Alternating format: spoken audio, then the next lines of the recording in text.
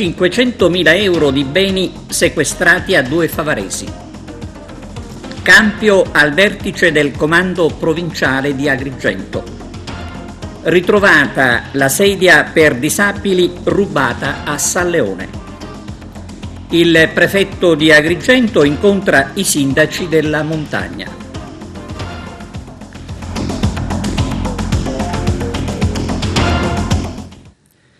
Un cordiale saluto da TVA Notizie, bentrovati. Apriamo con l'operazione della DIA di Agrigento e la conferenza stampa che ha seguito il direttore Arturo Cantella. Conferenza stamani presso la DIA di Agrigento per comunicare che ha eseguito un sequestro di beni nei confronti dei fratelli Valenti, Stefano e Gerlando, imprenditori attivi nel settore edilizio e del movimento terra, originari di Favara, agli arresti domiciliari per associazione mafiosa. Il provvedimento trae origine da un'attività investigativa della sezione operativa di Agrigento, coordinata dal reparto indagini preventive della DIA, che ripercorrendo la loro carriera imprenditoriale e criminale a partire dagli anni 90 ha messo in luce la pericolosità sociale di entrambi i fratelli. Nello specifico, nel 2018 venivano tratti in arresto, unitamente ad altri 76 soggetti appartenenti a Cosa Nostra nell'ambito dell'operazione Montagna e per i fatti contestati successivamente condannati alla pena di 6 anni e 8 mesi di reclusione. La figura di Stefano Valenti era emersa tra l'altro nel corso delle indagini di Acragaz 2. Ad avvalorare lo spessore criminale di Valenti sono anche le dichiarazioni di Brusca, un interrogatorio nel 1997, che pur non qualificandolo come uomo d'onore, lo ritraggono vicino all'organizzazione, in più particolare come uomo messo a disposizione della consorteria. Con l'attuale provvedimento è stata accertata inoltre la rilevante ascesa imprenditoriale dei due fratelli, in virtù dei continui rapporti intrattenuti con i vertici mafiosi siciliani, che gli hanno consentito di accrescere illecitamente il loro patrimonio. Pertanto, nei confronti di Stefano Valenti è stato disposto il sequestro dell'intero capitale sociale e del relativo compendio aziendale della società Atena Costruzioni SRL, esercente l'attività di assunzione appalti per lavori del genio civile, con sede legale in Agrigento, intestata a soggetti terzi, nonché il 40% del capitale sociale dell'azienda Giarritella SRL, sempre con sede a Favara, oltre 11 beni immobili registrati su un conto corrente bancario. A Gerlando Valenti è stato invece sequestrato il 60% del capitale sociale della società Coges SRL semplificata, che faceva l'attività di movimento terra con sede legale sempre a Favara, oltre che 5 immobili siti sempre a Favara e numerosi conti correnti, fondi comuni di investimento e titoli, nonché un bel cavallo di razza. Oggi la sezione operativa di Agrigento ha posto sotto sequestro il patrimonio degli imprenditori Valenti, sono imprenditori del settore edile di Favara, e pone in essere attraverso questa operazione esemplificativa sul settore in argomento quello che è la mission principale della direzione investigativa antimafia sotto il profilo economico-finanziario, e cioè a dire l'aggressione dei patrimoni cosiddetti mafiosi, dove per patrimoni mafiosi si intende quei patrimoni accumulati da parte di quei soggetti che o partecipano o appartengono a sodalizi criminali di stampo mafioso. Nel caso specifico si è trattato di due soggetti imprenditori che nella stragrande maggioranza dei casi hanno avuto la possibilità di accrescere le loro capacità imprenditoriali grazie a una serie di sinergie che nel tempo, a partire sicuramente dalla metà degli anni 90 sino all'ultima certificata operazione di polizia giudiziaria, che è l'operazione Montagna, testimoniano il loro mai reciso legame con Cosa Nostra.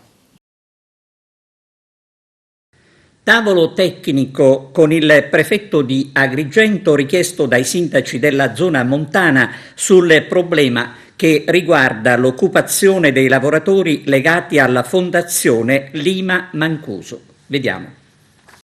Convocato stamani su richiesta dei sindaci dell'Unione dei Comuni Platani, Quisquina, Magazzolo, nella sede della Prefettura di Agrigento, un tavolo tecnico sulle problematiche occupazionali che investono la Fondazione Lima Mancuso, partecipata dall'Università di Palermo, che ha deciso di esternalizzare i servizi con danni molto gravi alle fievoli speranze di sviluppo del comprensorio sicano e con preoccupanti effetti negativi per l'occupazione.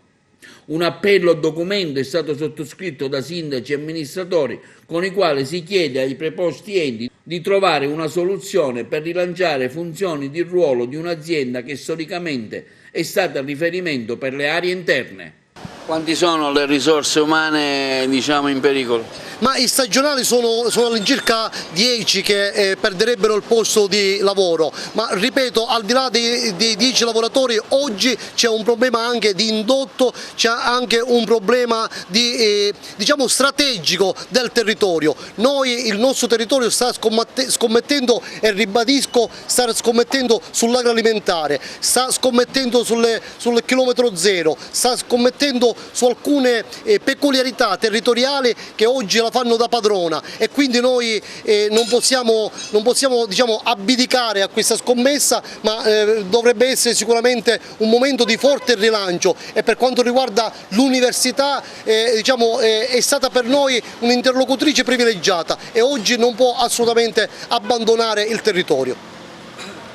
Noi siamo qua come sindaci per dire che noi siamo disponibili a dare il nostro contributo fattivo anche in termini di impegni concreti per salvare questa esperienza, non soltanto dei livelli occupazionali che per noi hanno una priorità, perché come avviene per le grandi industrie, per noi abbiamo le nostre piccole Fiat e la nostra piccola Fiat è anche questa azienda. Poi questa azienda nasce con la missione di creare sviluppo, lavoro e occupazione nel settore agricolo nel territorio, quindi non bisogna tradire lo scopo della fondazione, perché sono stati lasciati 750 ettari di terreno all'università con lo scopo di fare un'azienda pilota per sviluppare l'agricoltura addirittura non solo del nostro territorio ma siciliano. E allora noi siamo qua per un tavolo tecnico, per noi è la nostra piccola Fiat e non si discute su questo perché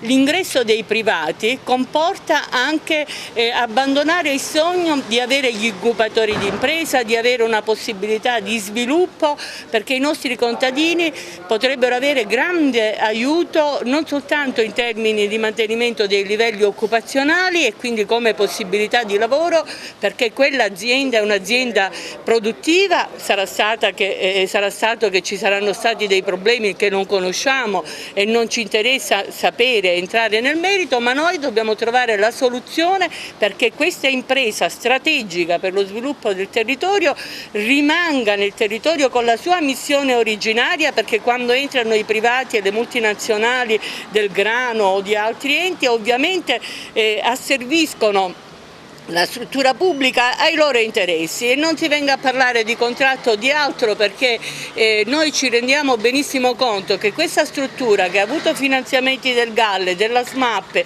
è una realtà che è cresciuta e che ha un suo know-how, non può essere gestita né da forme di cooperative avventuriere né da forme aziendali improvvisate, per cui l'università, che nel Consiglio di amministrazione assieme all'assessore regionale sono presenti nella fondazione, debbono darci a tutti i livelli le garanzie relative a che rimanga la missione per lo sviluppo delle aree interne della Fondazione Lima Mancuso, che non si tradisca questo spirito originario e che anzi lì noi vediamo il motore propulsore per la creazione delle nuove figure professionali, per gli incubatori di impresa, per fare le etichette, per analizzare i nostri prodotti agricoli che sono dei prodotti di eccellenza. Stamattina siamo qui per difendere il nostro posto di lavoro.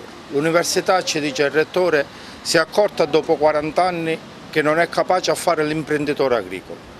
Quindi mette a rischio il nostro posto di lavoro, decide di esternalizzare i servizi, non tenendo conto completamente di 10 persone che perderanno 10 padri di famiglia che perderanno il loro posto di lavoro. Quindi stamattina con forza siamo qui a gridare questa situazione allarmante, perché dall'oggi al domani ci ritroviamo senza lavoro.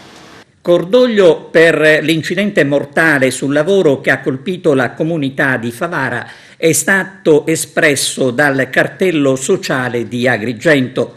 Ricordiamo che a perdere la vita è stato Giovanni Cusumano. Sono tragedie, scrive il cartello sociale, che non vorremmo mai leggere. La sicurezza sul lavoro è un diritto che deve essere garantito. Nuovo comandante della Guardia di Finanza di Agrigento. Arriva dalla DIA di Trapani. Arturo Cantella.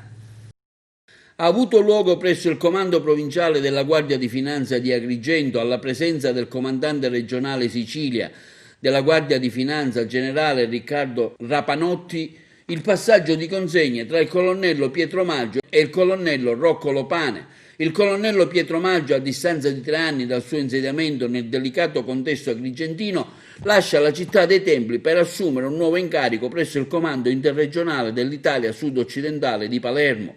Al suo posto è giunto il colonnello Rocco Lopane. Il colonnello Maggio, prima di lasciare la sede di Agrigento, nel suo intervento ha espresso in primo luogo la propria gratitudine alla città che lo ha accolto e ospitato per un periodo non breve e intenso.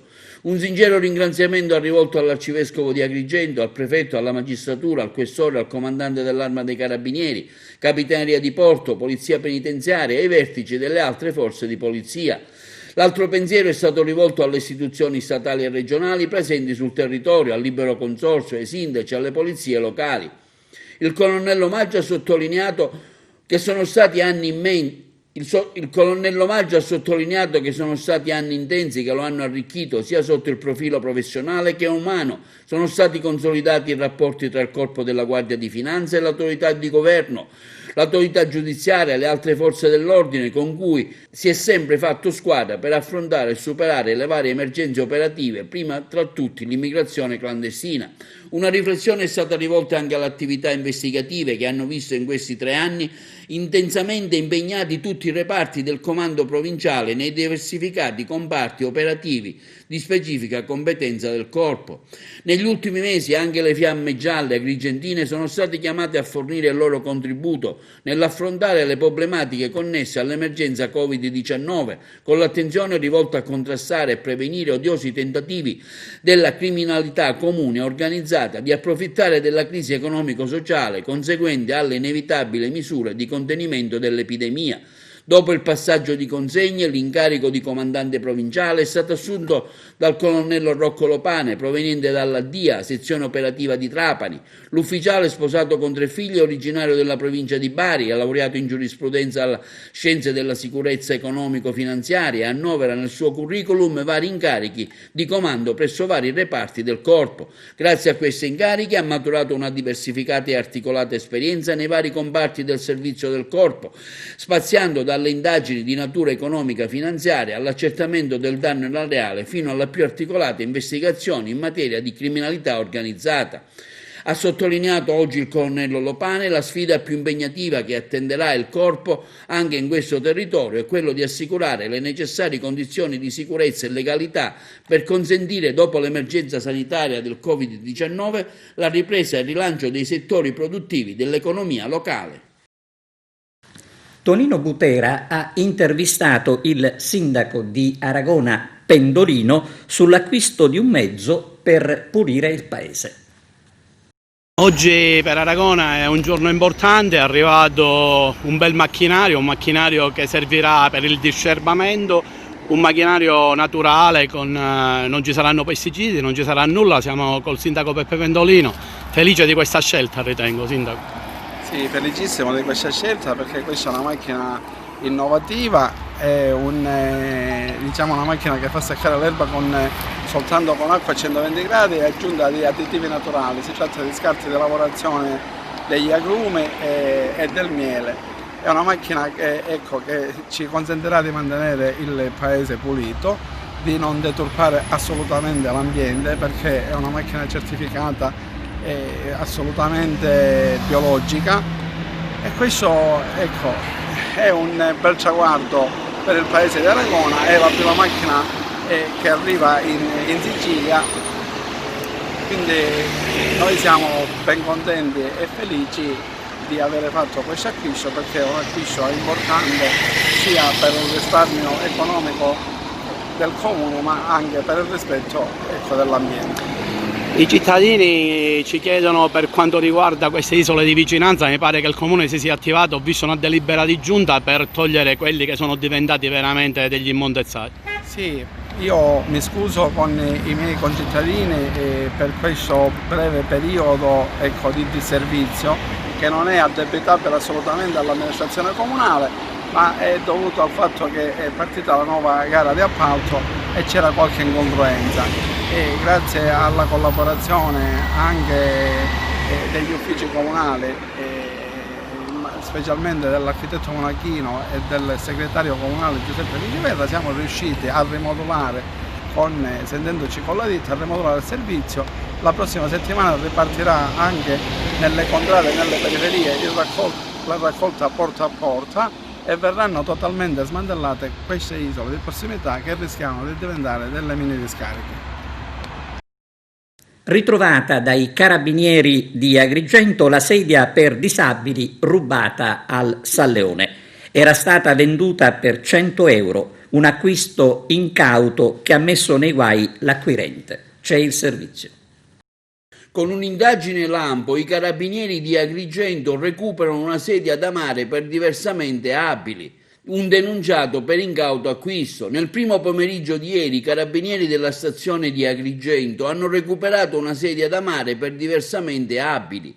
Dopo aver battuto palmo a palmo tutto il litorale di San Leone, l'hanno vista sul bagnasciuga di un noto lido della zona. Tutto era iniziato poche ore prima, quando l'assessore Gabriele Battaglia e l'assessore al comune di Agrigento, Gerlando Reolo, si erano recati in caserma per denunciare a Tonini che qualcuno aveva rubato la sedia da mare per diversamente abili collocata dal comune nei pressi di piazzale Giglia di San Leone, proprio con il prezioso compito di permettere anche ai soggetti con difficoltà motorie di poter accedere al mare per rinfrescarsi. Nel corso della denuncia era anche emerso che il grave episodio stava già suscitando una forte indignazione tra la popolazione agrigentina e sui social. I militari dell'Arma hanno così rinfrancato subito i due amministratori, rassicurandoli sul fatto che si sarebbero messi immediatamente alla ricerca su tutto il litorale, e così è stato fatto. Per tutta la mattinata una decina di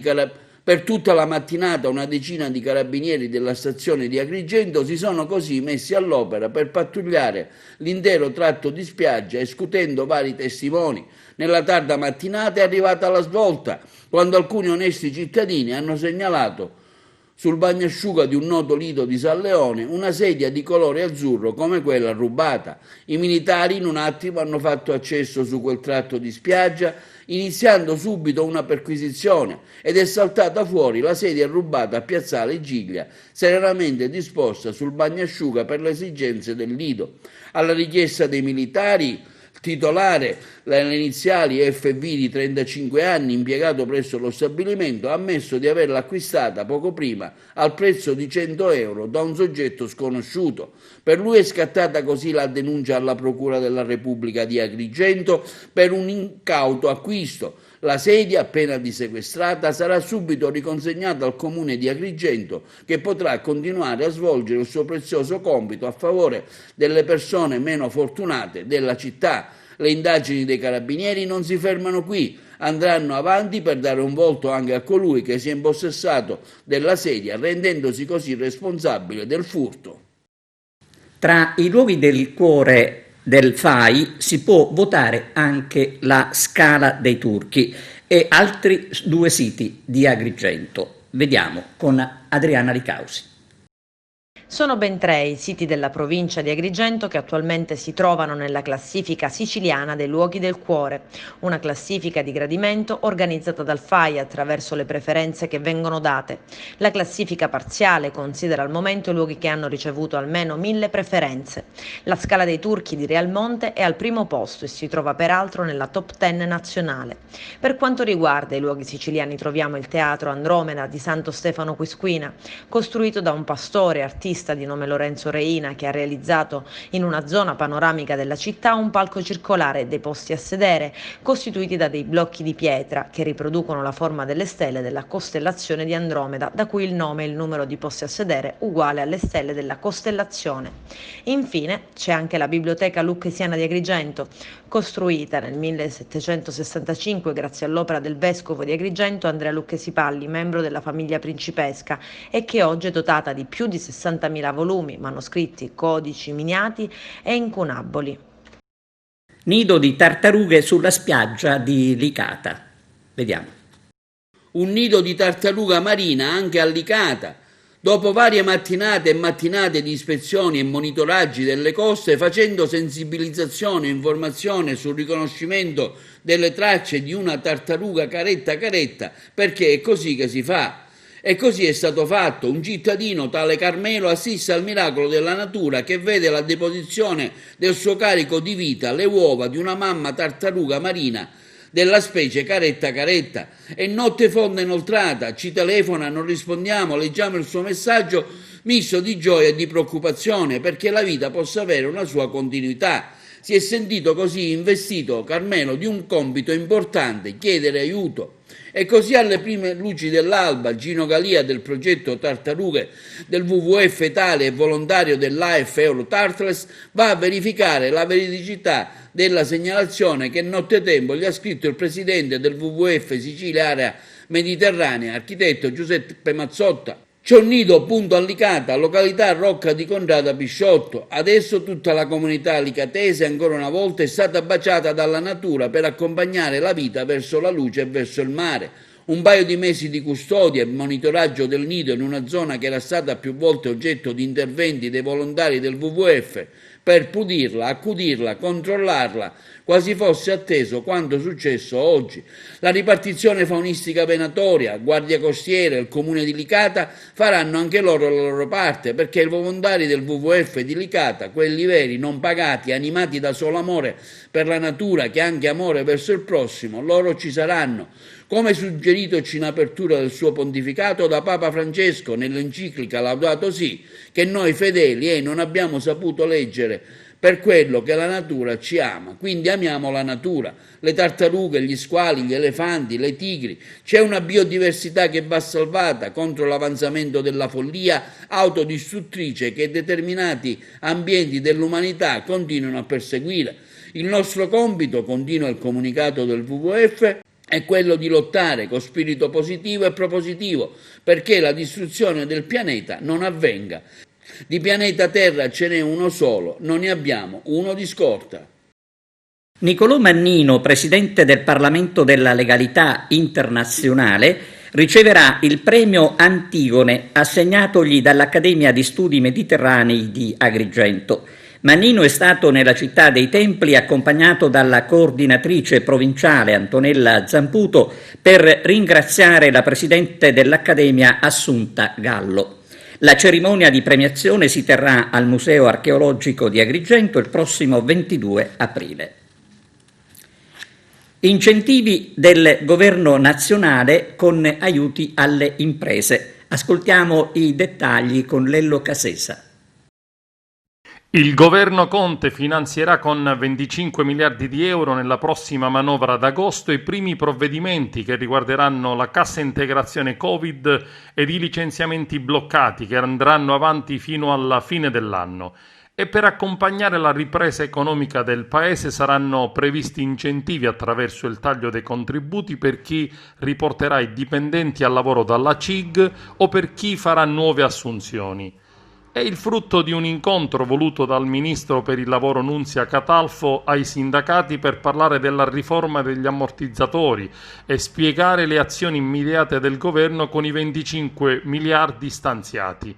L'esecutivo accelera sulla definizione delle misure da introdurre con il prossimo decreto anticoronavirus, a completamento dei due decreti precedenti, cioè il decreto Cura Italia prima e il decreto Rilancio poi. Le risorse serviranno anche per la ripartenza in sicurezza della scuola, per dare ossigeno a comuni e regioni con le casse vuote per le emergenze e ridurre il sostanziale peso delle tasse di marzo, aprile e maggio rinviate al momento a settembre. Inserite anche nella manovra le norme dedicate al lavoro, valide fino alla fine dell'anno con la possibilità di prorogare i contratti a termine senza causale e la richiesta delle imprese di superare il limite massimo dei 24 mesi per il decreto dignità. Anche per chi ha perso il posto e avrebbe già finito la disoccupazione ci sarà una proroga dell'indennità, visti anche segnali negativi sul mercato del lavoro. Come annunciato ci sarà dunque un prolungamento della cassa integrazione con causale Covid, tutta a carica dello Stato per altre 18 settimane da utilizzare con il sistema attuale 9+9, che andrà quindi di pari passo con il blocco dei licenziamenti che altrimenti scadrebbe il 17 agosto. La vera novità del pacchetto lavoro, che ancora deve superare il voto politico della sua maggioranza, sarà la decontribuzione. Gli sgravi dovrebbero durare 4-5 mesi fino alla fine dell'anno, saranno pieni al 100%, a patto però che si sia in presenza di un incremento netto di posti di lavoro. A questi incentivi dovrebbero affiancarsi sgravi contributivi per le aziende che rinunciano alla CIG e riportano al lavoro i dipendenti.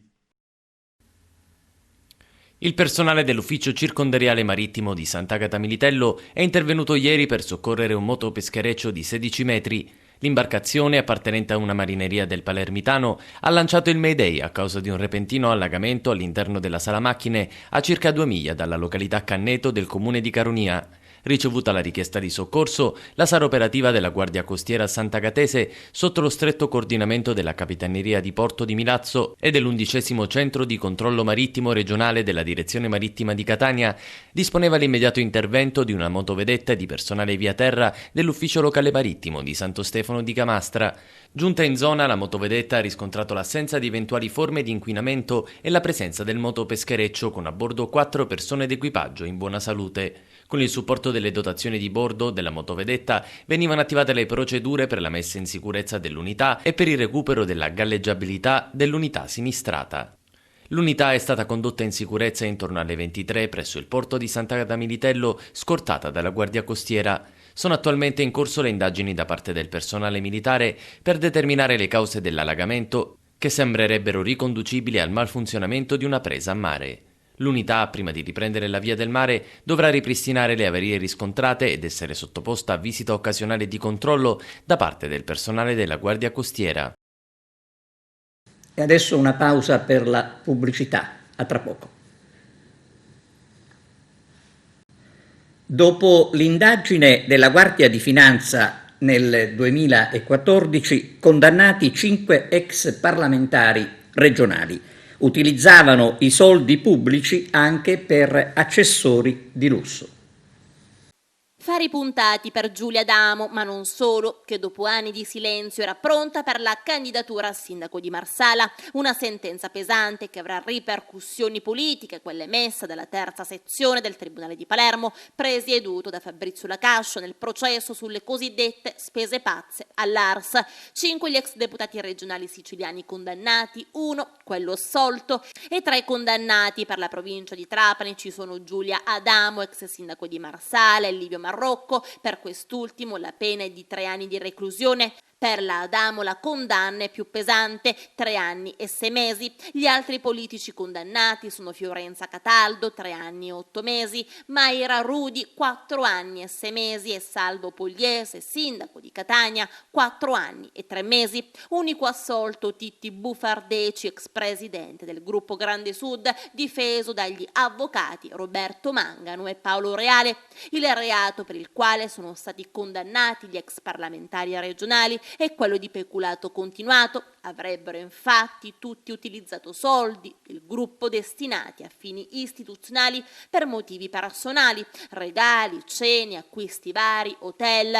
Sentenza che, con tutto il dovuto rispetto, non è condivisibile. Le motivazioni saranno depositate tra 90 giorni e solo allora comprenderemo le ragioni che hanno indotto il Tribunale ad adottare questa inaspettata decisione, avverso la quale sarà proposto appello. Ricordo che la Corte d'Appello e la Corte Cassazione hanno già esitato favorevolmente ricorsi per vicende analoghe riguardanti altri capigruppo dell'ARS. Stupisce il fatto che il Tribunale non ne abbia tenuto conto. E quanto dichiara l'avvocato Luigi Cassata, difensore di Giulia Adamo, e che apprendiamo dai colleghi di TP24. Sono certo di avere svolto il mio incarico con la massima correttezza. Ripeto ancora una volta che le spese che mi sono state contestate sono tutte relative a esborsi del mio conto corrente personale. E invece questa è la dichiarazione di Livio Marrocco.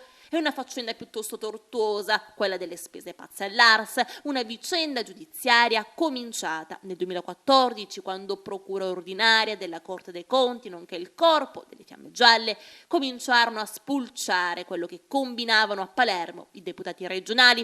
I fatti contestati risalivano alla legislatura 2008-2012, quella del governo lombardo. La prima indagine coinvolse una novantina di politici, alcuni avevano spese sospette per poche migliaia di euro, altri, i capigruppo, soprattutto per centinaia di migliaia di euro. Tra le spese contestate alla Adamo, ad esempio, liquori e vini pregiati per 1.600 euro, 440 euro per una borsa Louis Vuitton, cravatte, carré di seta, Hermès per 1.320 euro, una borsa bagagli da 145 euro. Il procedimento davanti alla magistratura contabile per la Adamo si è concluso con la condanna definitiva a restituire alle casse pubbliche ben 188.000 euro. È proprio quella dell'ex sindaco di Marsala, la figura che spicca in questo processo per la provincia di Trapani. Adamo è stata presidente dell'ex provincia di Trapani, deputato regionale e sindaco di Marsala, carica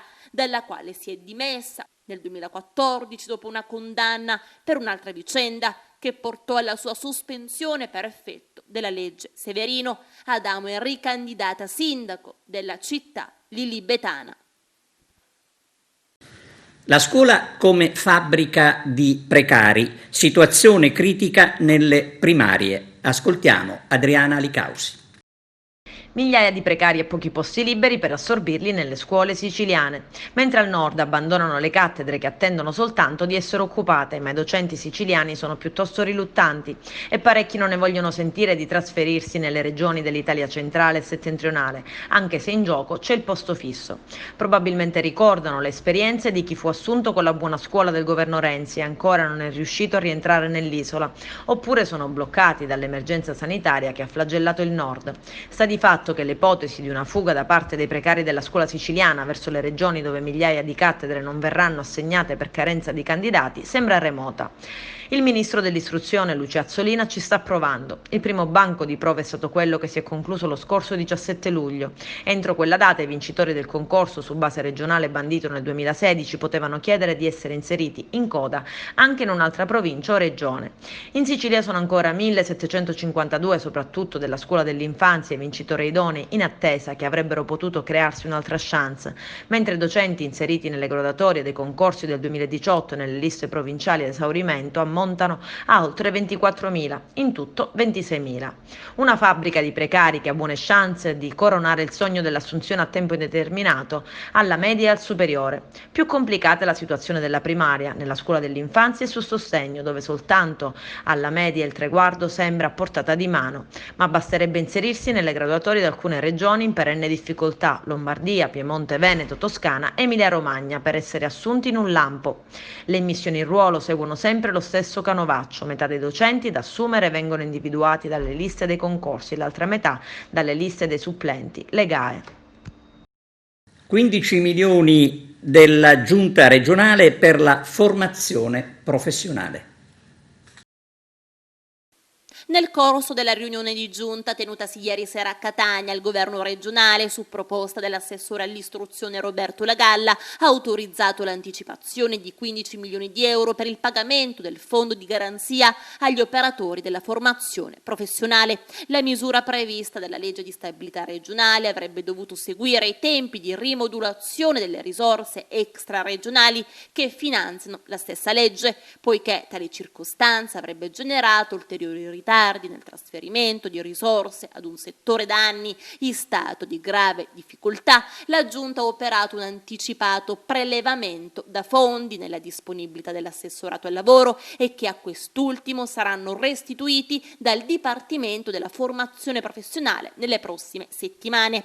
Grazie alla disponibilità del presidente Musumeci e della Giunta, dice l'assessore Roberto Lagalla, nonché alla particolare sensibilità dimostrata dall'assessore Antonio Scavone, si è sbloccata una situazione giacente ed incancrenita da anni, alla quale il governo Musumeci ha posto sin da subito particolare attenzione. È stata ricercata e collegialmente trovata una soluzione tecnica che ha consentito, con il fondamentale contributo dell'assessore al lavoro, di fornire accelerate risposte al comparto della formazione professionale, in particolare a quella parte di lavoratori che, anche dopo la ripresa delle attività formative, sono rimasti esclusi da un rientro occupazionale che ha interessato ben oltre la metà degli operatori iscritti all'albo professionale di settore.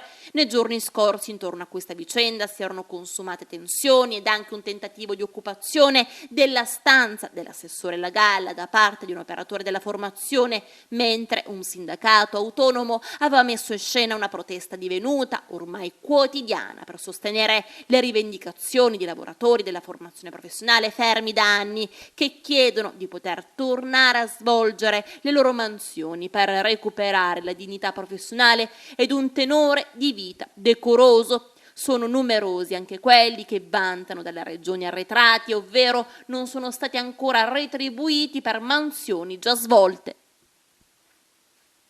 Siamo giunti allo sport, ascoltiamo il nuovo allenatore della Fortitudo, Michele Catalani. Cosa l'ha spinto a scegliere Agrigento? Anzitutto la Fortitudo Agrigento è una società storica nella pallacanestro italiana che negli ultimi anni ha dimostrato di saper lavorare benissimo. Per me è stato un onore aver ricevuto questa chiamata. Onestamente ho impiegato pochissimo a dare la mia disponibilità, perché è un progetto all'interno di un club e di una città fantastica, per cui non ho avuto alcun dubbio. Da qualche giorno ad Agrigento, e quali sono le sue prime impressioni? Le impressioni sono estremamente positive, ho incontrato persone fantastiche, una grandissima disponibilità e soprattutto delle ottime strutture dove poter programmare e sviluppare il lavoro durante la stagione, perché ne avevo sentito parlare, le ho viste in prima persona e credo che ci sia tutto per poter fare un lavoro di alto livello, per far crescere i giocatori, per sviluppare un programma di lavoro ottimale, e credo che le persone, il clima che si respira qui sia inusuale ma eccezionale, per cui la prima impressione è stata veramente fantastica. Una Serie B da affrontare, e cosa si aspetta da questa nuova avventura? È un'avventura nuova, è un capitolo nuovo per un club che ha fatto sempre molto bene. Mi aspetto di poter crescere, di poter fare un campionato importante, di poter far crescere i giocatori che avremo a disposizione, poter far divertire il pubblico, che è sicuramente un pubblico competente che abbiamo tanta voglia di vedere al Palasport, numeroso, a supportare una squadra che sicuramente cercherà di vincere tutte le partite e si darà gli obiettivi più alti possibile, però vorremmo farlo nella maniera migliore, facendo vedere sempre la faccia giusta, cercando di fare al meglio il nostro lavoro, rappresentando il club e la città nel migliore dei modi in campo. Sì, un saluto e soprattutto un augurio a vederci presto in campo appena avremo le date di inizio. Mi piacerebbe vedere gli spalti numerosi. Quello che posso garantire a nome mio, ma a nome sicuramente del club e della squadra soprattutto, che cercheremo di rendere orgogliosi i nostri tifosi come lo sono sempre stati. Cercheremo di rappresentarli e di rappresentare la città di Agrigento nella maniera migliore. Daremo sicuramente tutto per questa maglia, perché è una maglia importante e credo che sia una tifoseria altrettanto importante che merita il meglio cercheremo di dare. Ed è tutto, grazie per l'attenzione e arrivederci.